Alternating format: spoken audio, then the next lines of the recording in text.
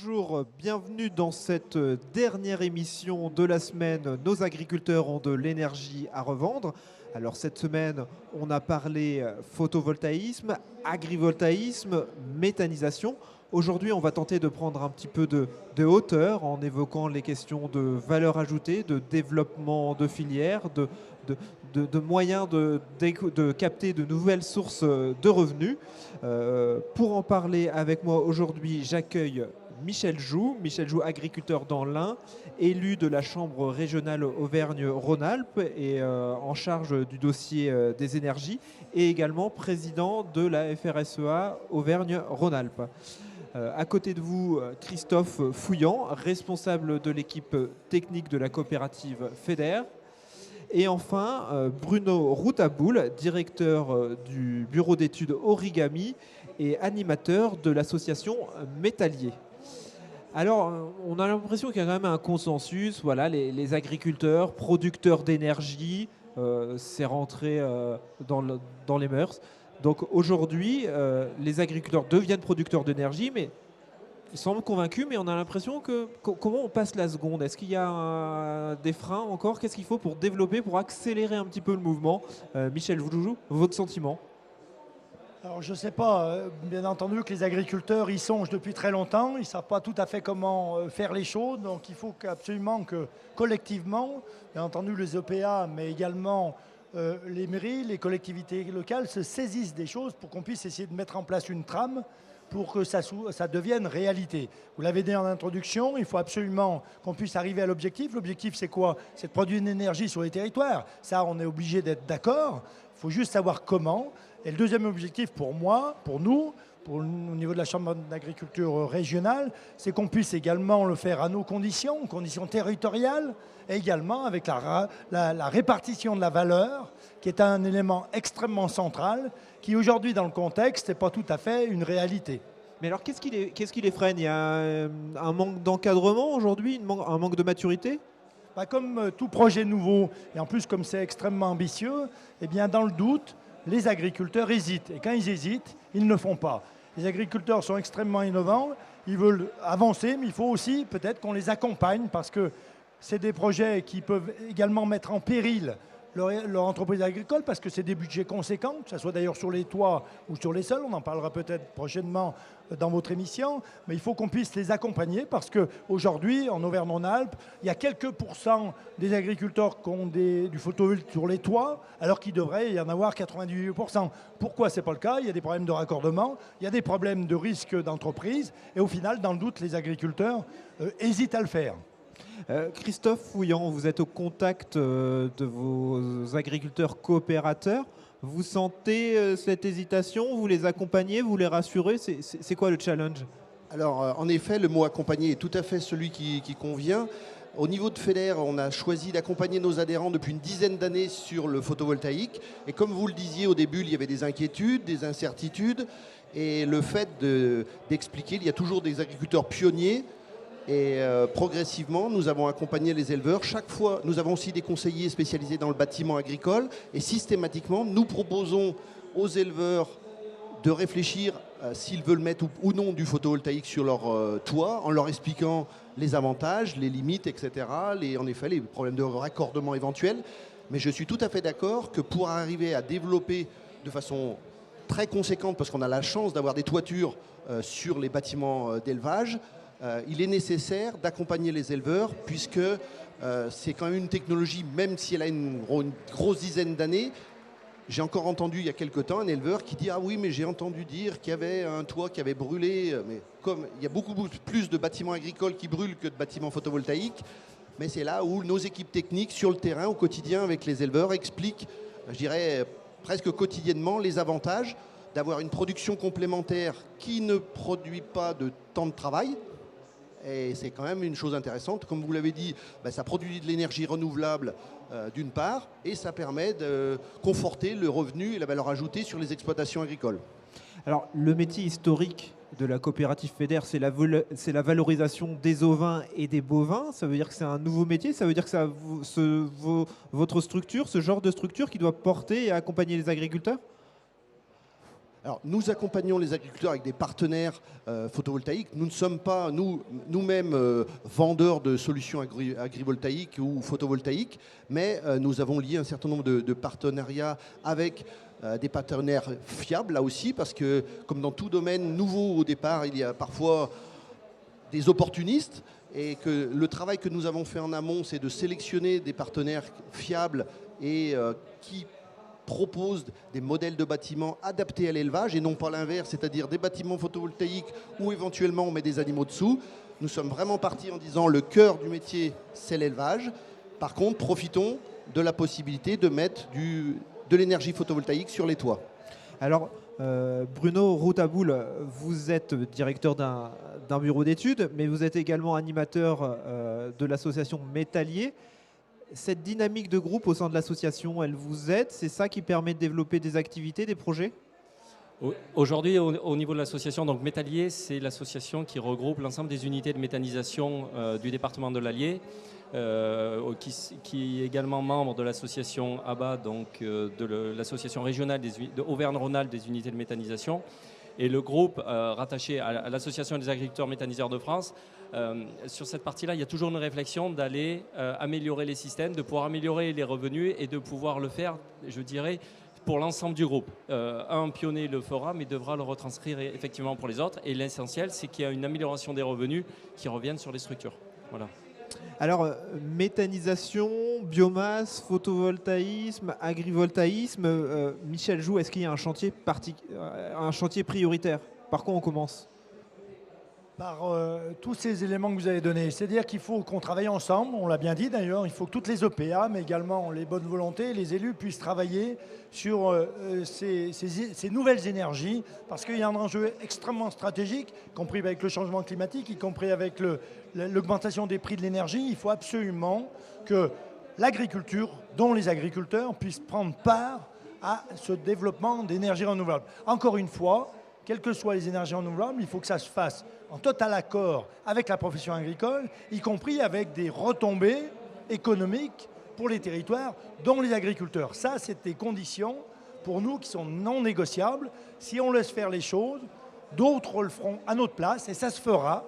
Et encore une fois, peut-être, y compris à l'instar, peut-être certaines filières où on n'a pas pu maîtriser les choses, eh bien, on se fera doubler et on récupérera aucune valeur ajoutée et aucun complément de revenu pour nos agriculteurs qui sont en place, mais également ceux qui vont arriver.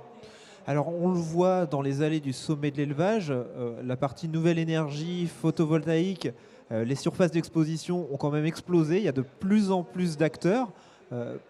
Dans les structures agricoles, est-ce que les compétences montent, les salariés, les techniciens qui accompagnent les agriculteurs, est-ce que ça va assez vite? Est-ce qu'il y a les compétences pour accompagner les agriculteurs dans les structures agricoles sur ces questions de nouvelle énergie? Oui, oui et non, parce qu'on n'est pas là pour remplacer ceux qui vont créer et puis qui vont gérer les structures, que ce soit d'ailleurs sur les toits ou sur le sol. On est là plutôt pour accompagner et orienter c'est peut-être un grand mot, les agriculteurs pour qu'ils puissent construire des outils qui puissent être efficaces, produire de l'énergie, mais également produire du revenu complémentaire. Je parle bien de revenu complémentaire. Il ne s'agit en aucun cas, et c'est un risque, de pouvoir avoir un agriculteur qui pourrait avoir un complément, un revenu qui pourrait dépasser le revenu de la production agricole. Et là, il faut qu'on fasse très attention, parce qu'y compris avec la loi d'énergie renouvelable qui a été adoptée fin janvier, mais également les décrets qui tardent à venir, on pourrait très bien avoir des mannes financières qui pourraient tomber ici ou là sur quelques agriculteurs et que les autres pourraient regarder le train passer. Et ça, on n'en veut point. Donc il faut organiser, maîtriser les choses pour qu'on puisse avancer. On a des orientations dans ce sens-là. Alors au niveau de la coopérative FEDER, vous êtes dans cette logique de travailler avec des partenaires, avec des énergéticiens. Avec qui vous travaillez? Il y a TSE, je crois, et d'autres? Pour l'instant, nous avons signé 2 partenariats, l'un avec TSE, plutôt sur la partie Auvergne pour l'instant, et Total Énergie. Ce ne sont pas des partenariats exclusifs, ce sont des partenaires sérieux. Nous avons consulté différents partenaires depuis 2 à 3 ans. Ce qui est important pour nous, et comme vous le disiez, c'est de ne pas laisser faire les choses. Et dès le début, quand l'agrivoltaïsme a commencé à monter, nous avons souhaité former des techniciens pour, là aussi, accompagner, ne pas réaliser des infrastructures, mais arriver à organiser la production bovine ou ovine pour qu'on profite pleinement de la complémentarité entre ces installations agrivoltaïques et la production, et que ça conforte la production. Un exemple tout bête, en production bovine, dans les projets que l'on a prévu d'organiser du pâturage tournant, qui est encore loin d'être généralisé en élevage allaitant. Et si c'est un moyen de développer le pâturage tournant, là aussi c'est gagnant-gagnant. D'un côté, il y aura une production énergétique et l'agriculteur pourra optimiser la conduite de ses prairies grâce au positionnement des panneaux photovoltaïques. Donc ça, c'est un exemple concret pour créer une synergie entre la production agricole et d'élevage en ce qui nous concerne. Et nous avons vraiment choisi d'accompagner les éleveurs et de leur donner un certain nombre de critères pour leur garantir l'autonomie de l'exploitation et un revenu qui soit complémentaire, là aussi, mais qui ne mette pas en danger l'équilibre agricole de l'exploitation. Alors, quand vous évoquez des partenariats avec Total et TSE, très concrètement, ça veut dire quoi un partenariat avec Total et TSE? Il y a quoi dans le partenariat concrètement? C'est-à-dire qu'on se propose d'accompagner l'éleveur s'il le souhaite et d'analyser la partie agricole de son exploitation pour voir comment, sur son exploitation, l'implantation d'une installation agrivoltaïque peut s'intégrer et être cohérente par rapport à son système d'élevage. Ça lui permet d'avoir un conseil avant de signer un contrat? Tout à fait. Ok. Voire même au-delà, parce qu'une fois que le contrat est signé, il y a souvent des aménagements encore possibles. Donc en fait, c'est un accompagnement durant toute la phase de projet, qui dure un certain nombre d'années d'ailleurs. D'accord. Alors on a parlé de domaines qu'on connaissait déjà bien, la biomasse, le photovoltaïque, mais il y a aussi des nouvelles sources de revenus qu'on ne connaît pas forcément. Alors je ne sais pas si on pose les questions dans les allées, si tout le monde connaît, mais Bruno Rotaboul, vous travaillez sur le CO2 biogénique, c'est ça? Est-ce que vous pouvez m'expliquer ce que c'est que le CO2 biogénique? Alors ça peut être curieux je dirais qu'une source de revenus puisse venir du CO2, parce que le CO2, en l'état actuel des choses, on va dire, on lutte contre l'émission de CO2 pour lutter contre le réchauffement climatique. L'objectif aujourd'hui du CO2 biogénique, ce n'est pas le CO2, je dirais, qui est créé par les industries, par les personnes. Au contraire, ça va être du CO2 qui va être capté de l'air. Alors, j'explique un peu le processus. Si vous voulez, le CO2 biogénique, c'est le deuxième gaz qui va être produit au travers de la méthanisation agricole. Donc, le CO2 de l'air va être capté par les plantes. Les plantes vont servir à la nutrition des animaux, va être capté par les céréales et au travers de la paille vont se retrouver dans les fumiers. Les fumiers vont être méthanisés. La méthanisation agricole, vous en avez parlé sur vos différentes émissions, va produire du biogaz. Dans ce biogaz, vous aurez 55% de méthane qu'on va pouvoir réutiliser. Alors, on va dire, le biogaz va être valorisé sous deux sortes. Un, la cogénération, on va le brûler, on va produire l'électricité et de la chaleur. Et l'autre variation, c'est l'injection directe dans les réseaux biométhane. Donc, le biogaz va être épuré. On aura 55 de biométhane qui va partir dans le réseau de distribution, qui est consommé par des industries, des particuliers. Et le deuxième gaz majoritaire, ça va être du CO2. Ce CO2, là, je le redis, revient de la circulation en fait, du CO2 atmosphérique qui a été récupéré par les plantes. Et théoriquement, dans la majorité des unités, aujourd'hui, il est relargué à l'atmosphère. Ce n'est pas une augmentation de la pollution de l'air, je dirais, via ce CO2, c'est juste une circularisation. Ce qu'on va faire, c'est que ce CO2-là, on va le piéger, voilà, et on va le liquéfier pour qu'il devienne demain, il rentre dans l'industrie, que ce soit dans l'industrie pure, dans l'agroalimentaire, dans le traitement des boues. L'intérêt aujourd'hui, c'est de pouvoir dire, on a une énergie renouvelable, on vous le démontre, elle permet de produire du gaz renouvelable, mais en plus, ça va pouvoir permettre de capter du CO2 de l'air afin de compenser et à la fin de concurrencer en fait un CO2 qui est rejeté par les industries. Voilà. Alors, le CO2, c'est utilisé dans quoi? Dans les eaux pétillantes, par exemple? Qu'est-ce qu'il y a comme usage? Alors, ce qu'on ne sait pas, c'est que le CO2 a de multitudes d'utilisations.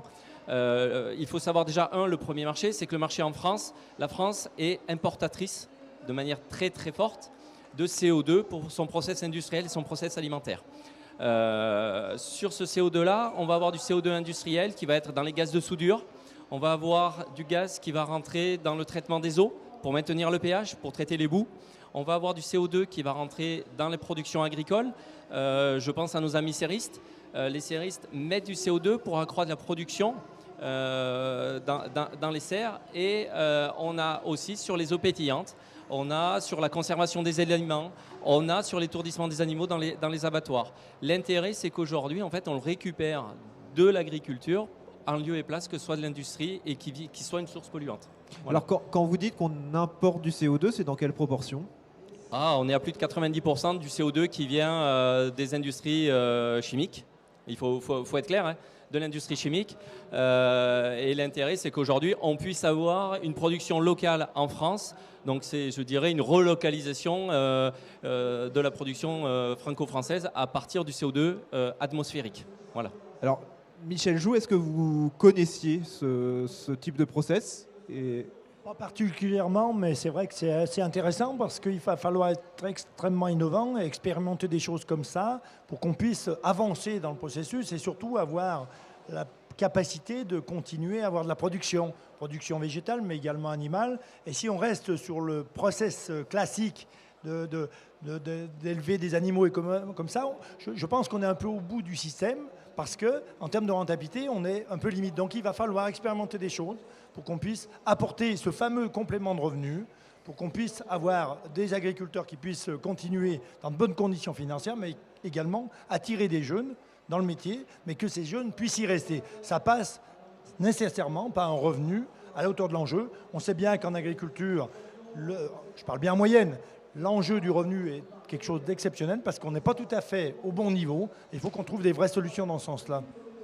C'est compliqué techniquement de récupérer ce CO2 au niveau des unités de méthanisation, parce que voilà, il y a le discours, mais est-ce que c'est simple à mettre en place? Est-ce que c'est fiable? Ou est-ce que c'est juste une galère en plus pour l'agriculteur à gérer en maintenance, en temps de travail? Vous aviez évoqué tout à l'heure le temps de travail.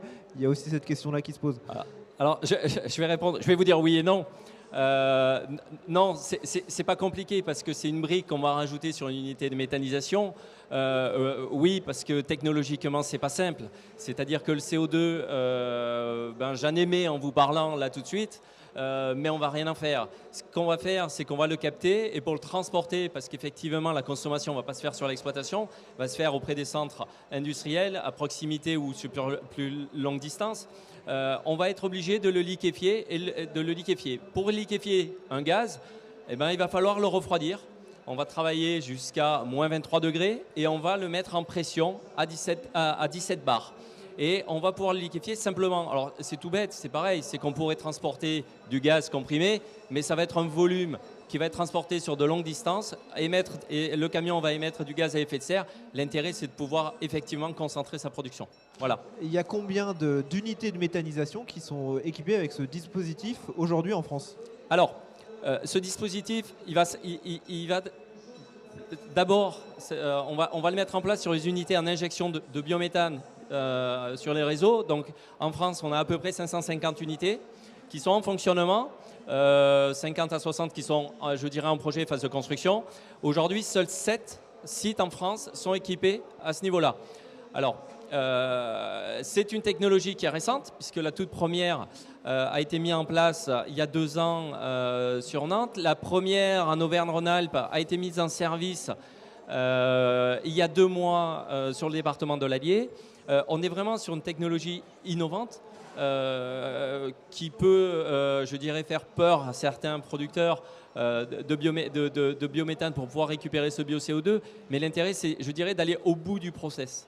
Donc, on valorise du gaz, et je reviens sur l'idée de valorisation, c'est qu'en mettant une brique supplémentaire, un gaz qui était perdu, on va pouvoir le récupérer, moyennant un investissement, mais pouvoir rémunérer le producteur encore plus sur un produit qui était perdu. Alors l'intérêt, je le redis, on n'a que 7 unités en France, mais qui sont des unités agricoles. Je vais m'intéresser rien qu'au modèle agricole parce qu'il faut que cette technologie, ce marché, cette plus-value puisse être bénéfique. Je rejoins pour l'agriculteur méthaniseur sur son site, mais également, je le redis, pour le territoire, parce que du CO2 qui serait produit localement n'aura pas forcément le même prix qu'il y aura sur du CO2 importé. Voilà. Alors pour les 6, c'est ça 7 unités, 7 unités qui produisent du CO2, est-ce que c'est rentable ou on est juste plutôt au début en phase de test? Alors, oui, c'est rentable, sinon les porteurs de projets, je dirais, investir dans une unité qui ne serait pas rentable, ça serait leur faire prendre un risque. il ne faut pas trop, je dirais, dans le contexte actuel, même sur une unité de méthanisation, où on imagine des résultats pléthoriques. On vient de vivre quand même 2-3 années qui ont été compliquées pour la filière méthanisation. La preuve, c'est la faiblesse du nombre de nouvelles unités qui se créent. Il faut être concret. Cette plus-value-là, elle est présente. Elle est présente. L'intérêt, c'est d'augmenter sincèrement la rentabilité pour les unités. Aujourd'hui, elles sont viables. Voilà. A contrario, on n'est que sur la genèse de ce type de procédés. Les procédés vont pouvoir se mettre en place, vont pouvoir diminuer en coût et automatiquement pouvoir valoriser un petit peu mieux cette production. Voilà. Alors, est-ce qu'on est en retard par rapport à d'autres pays? On l'a vu pour la méthanisation. Voilà, les Allemands sont partis un peu plus vite que nous. Sur le CO2, dans les autres pays, ça se passe comment?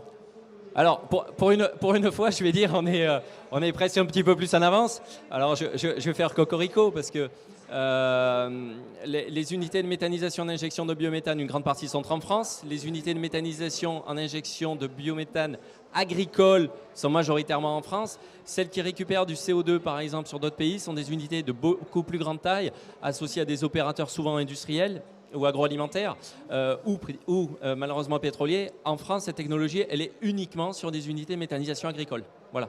D'accord.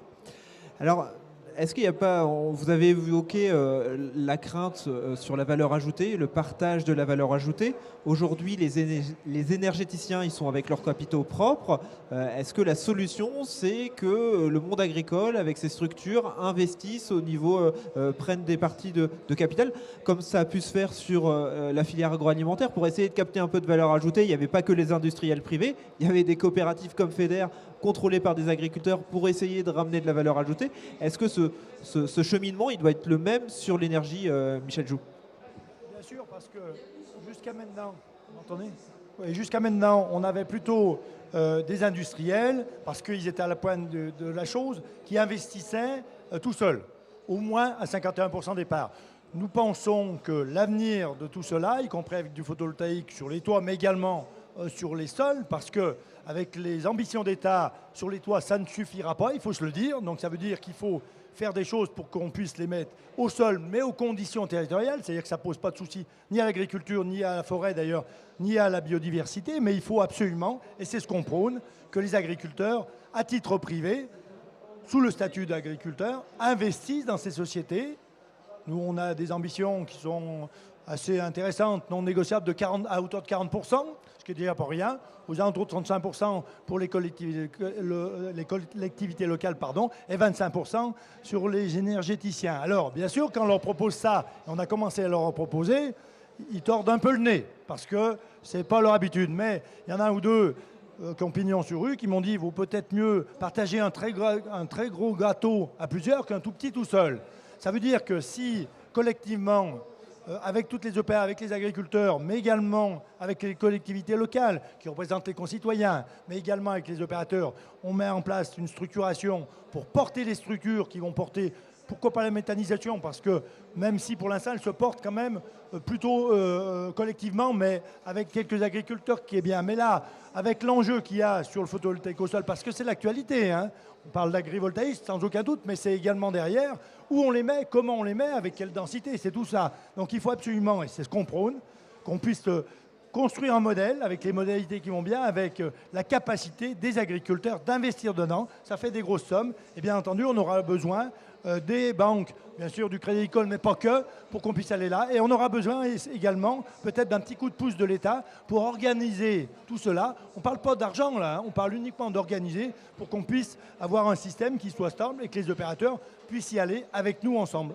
Quand vous parlez d'investissement par les agriculteurs, c'est l'agriculteur directement, c'est le GAEC, c'est le ARL qui investit, ou c'est indirectement par une coopérative? Comment vous voyez ça? Je suis président de coopérative, mais je ne pense pas que la coopération, ni les privés d'ailleurs, ni les industriels, ils doivent accompagner sans aucun doute, mais ils n'ont pas à investir. C'est l'agriculteur. Il faut absolument, dans notre projet, que ça soit l'agriculteur. Pourquoi je dis à titre privé? Parce que si on commence à mettre les sociétés, les GAEC, les CEA et compagnie, on va sans aucun doute avoir la capacité, pas beaucoup de capacité, pour savoir si le capital reste là-dessus. Non, ce qu'on veut, c'est que les agriculteurs investissent dedans et qu'ils restent dedans durablement avec les élus, mais également avec les opérateurs, et qu'on puisse faire un schéma extrêmement durable, répondre aux objectifs d'État, qui sont extrêmement ambitieux et faire un complément de revenus non négligeable aux agriculteurs, à ceux qui sont en place, mais également aux agriculteurs qui arrivent. Et on a même l'idée qu'on puisse construire les choses dans les études d'entreprise quand on installe les jeunes pour que les banques puissent également, au même titre que l'achat d'un bâtiment ou de l'outil de travail ou d'un tracteur, pouvoir investir dans ces structures-là qui pourraient permettre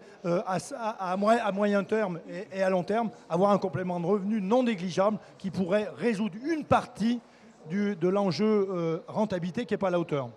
Alors, comment vous allez convaincre les sociétés, les énergéticiens? Comment vous allez les convaincre? Parce que finalement, s'ils y vont tous, c'est qu'il y a de la valeur, il y a de l'argent à faire.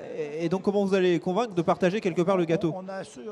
Tout est rapport de force dans la vie. On a juste un élément qu'eux, ils n'ont pas. Eux, ils ont la technicité, ils ont l'argent, vous l'avez dit.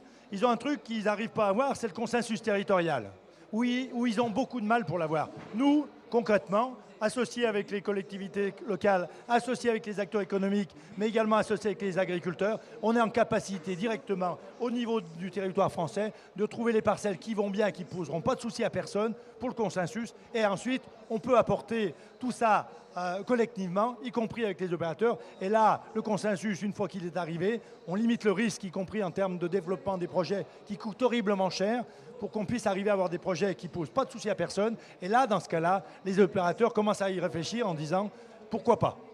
Alors l'autre question qui se pose, Christophe Fouillant, c'est vous êtes un acteur des territoires, vous voyez vos adhérents, les coopérateurs sur le terrain. La question qui se pose, c'est la répartition de cette valeur, c'est-à-dire entre l'agriculteur, le coopérateur qui va être juste à côté pour, par exemple, se faire raccorder au niveau agrivoltaïsme, et puis celui qui est un petit peu plus loin et qui n'aura rien du tout. Il y a cette question-là aussi qui se pose. Alors, en effet, actuellement, la plupart des projets agrivoltaïques sont liés à un poste source qui sont actuellement disponibles. Donc, comme tout projet, c'est un projet pour moi qui est encore en phase de maturité. Donc, il y a un certain nombre de projets qui vont s'étudier, ensuite se réaliser. Et aujourd'hui, ce que l'on entend de la part des investisseurs, mais aussi de l'État, c'est qu'en organisant, et là, comme vous le dites, c'est-à-dire avec les collectivités territoriales, avec les opérateurs, avec les agriculteurs, il y a certainement la possibilité d'installer des postes sources nouveaux au sein de zones qui n'ont actuellement malheureusement pas de postes sources et qui permettront de diluer ces installations de plus petite taille, mais justement qui répartissent la valeur ajoutée sur les territoires et qui permettront, je pense, à terme, de pouvoir répartir ces champs photovoltaïques sur une surface beaucoup plus dispersée sur le territoire français. Et encore, pour répondre tout à l'heure par rapport à la répartition et le retour de la valeur ajoutée aux éleveurs, là aussi, comme dans le photovoltaïque, il y a toujours une phase d'émergence, d'apprentissage et de diffusion. Autant pour moi, sur les toits photovoltaïques, aujourd'hui, on est en phase complètement de diffusion et tout éleveur a tous les éléments, et y compris sa banque, est rassuré sur la rentabilité du projet, donc accompagnera les projets. Sur les projets agrivoltaïques, c'est quand même beaucoup plus récent, même s'il y a des projets non agri qui ont été élaborés depuis quelques années. Mais dans notre esprit, au niveau de la coopérative, là aussi je le rejoins, nos éleveurs pourront peut-être dans quelques années s'investir sur des projets. Là pour l'instant, moi je considère qu'on est pratiquement sur des projets pilotes. Et à ce titre, c'est pour ça que nous-mêmes, au niveau de la coopérative, on a fait le choix d'héberger 3 projets pilotes pour que nos éleveurs puissent se rendre compte concrètement du fonctionnement d'une installation agrivoltaïque et ensuite de pouvoir, en ayant un maximum d'éléments, pouvoir ou non faire le choix d'implanter sur leur propre exploitation ce type d'installation.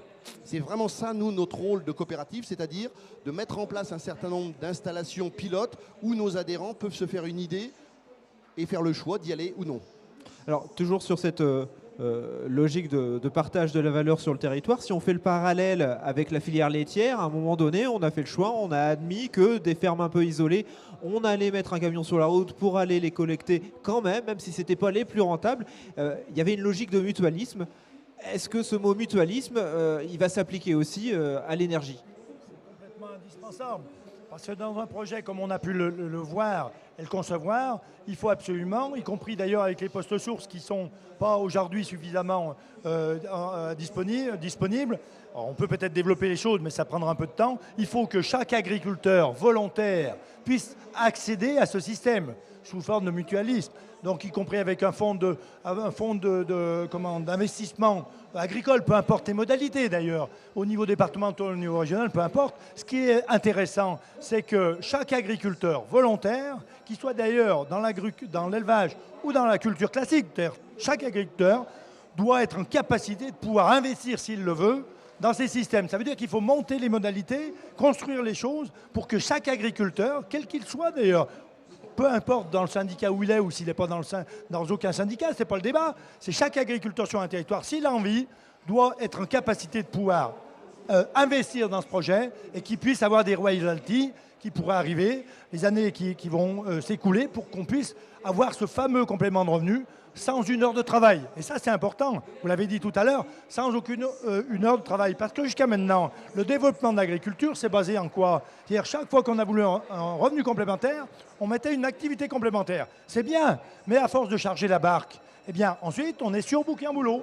Donc, ce n'est pas la solution. Donc, il faut trouver des solutions pour améliorer le revenu sans trop monter le nombre d'heures de travail. Et dans ces projets-là, certes, le nombre d'heures de travail qui est directement lié à l'exploitant est très minime.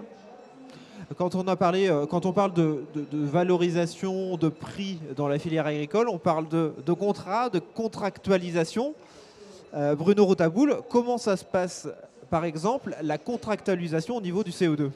Alors, le marché du CO2 est relativement captif en France. On va dire il y a un peu moins d'une dizaine d'entreprises internationales qui valorisent le CO2.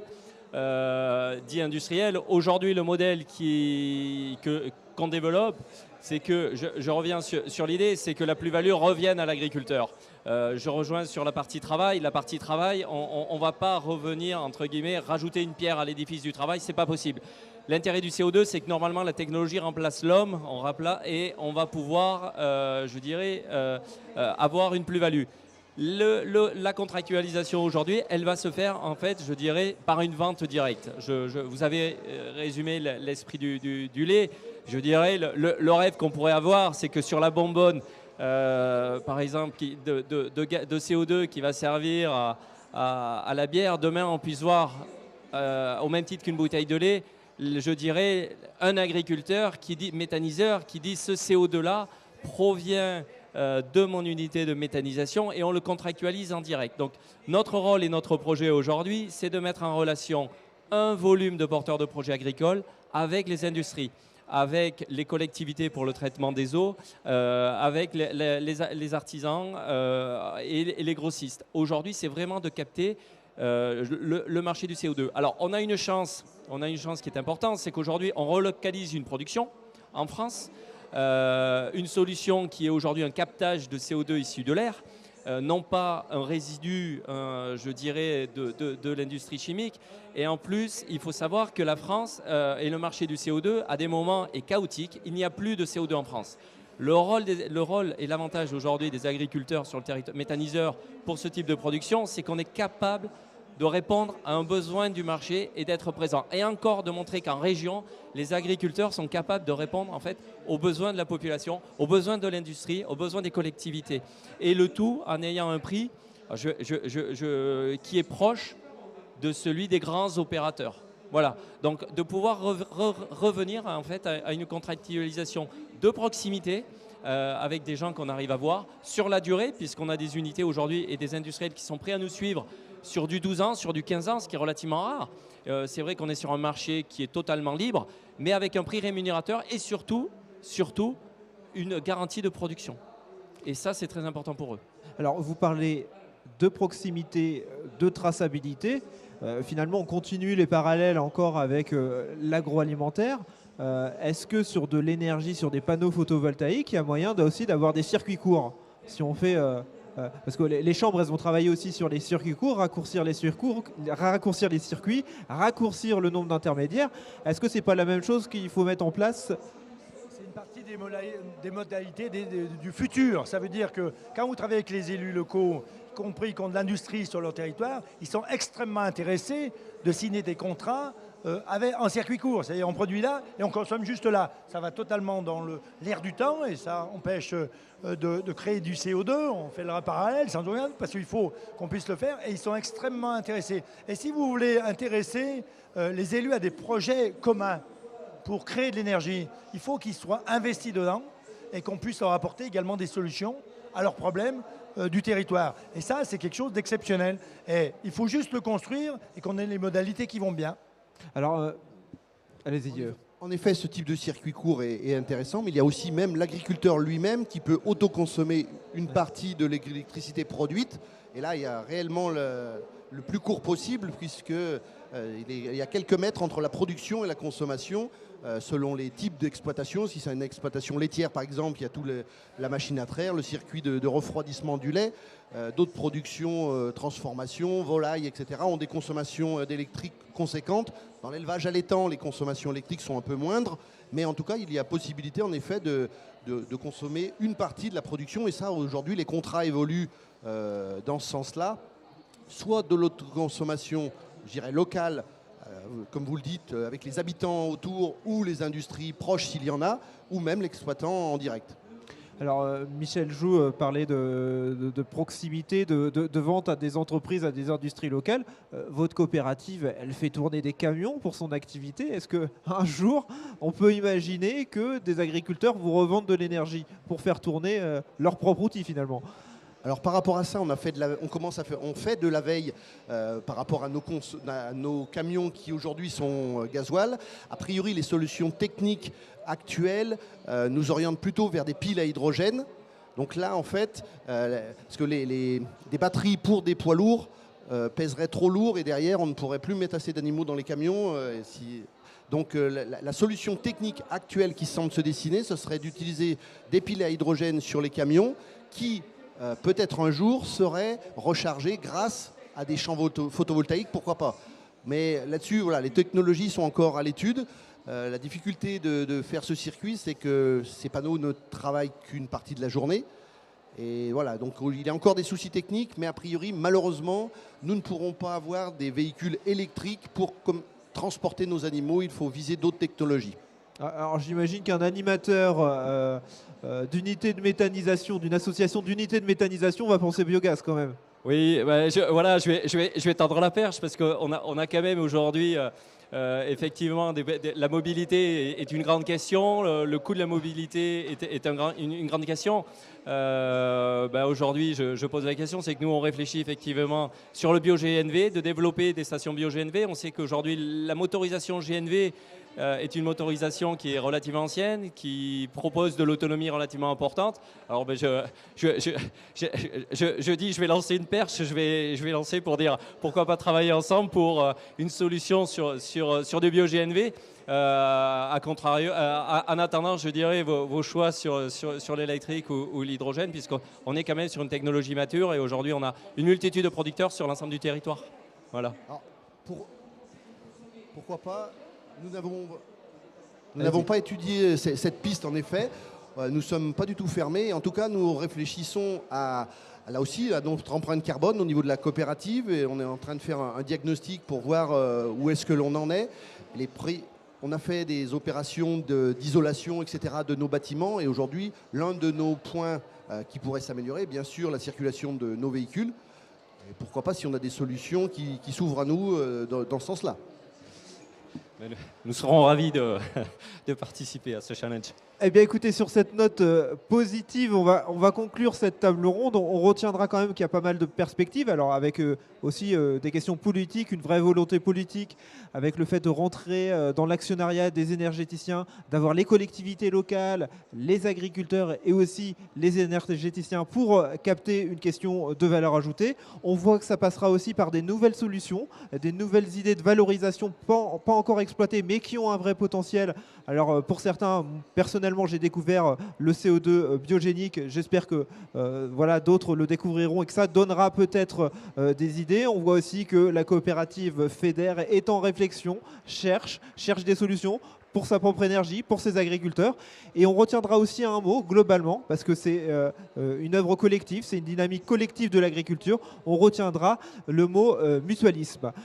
Merci à tous d'avoir participé à cette table ronde. Voilà, il y a eu plusieurs sujets cette semaine. Toutes les émissions sont disponibles en replay sur la chaîne YouTube du Sommet de l'Élevage ou sur le site internet du Sommet de l'Élevage. Et bien maintenant, je vous dis à bientôt et puis on se retrouve l'année prochaine. Au revoir.